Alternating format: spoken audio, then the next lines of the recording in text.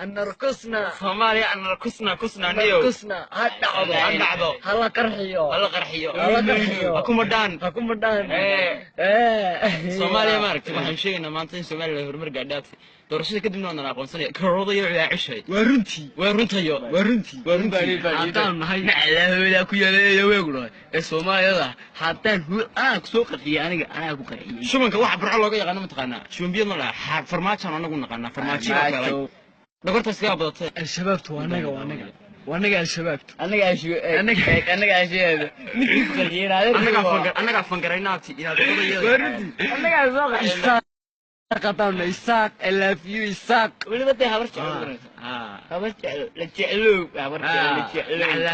عبر جارو عبر يونس عبر أول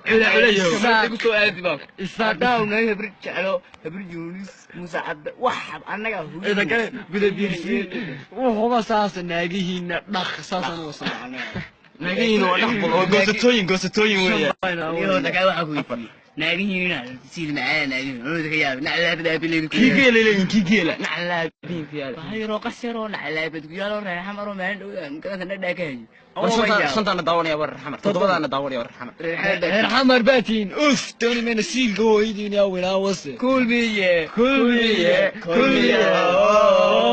Somaliland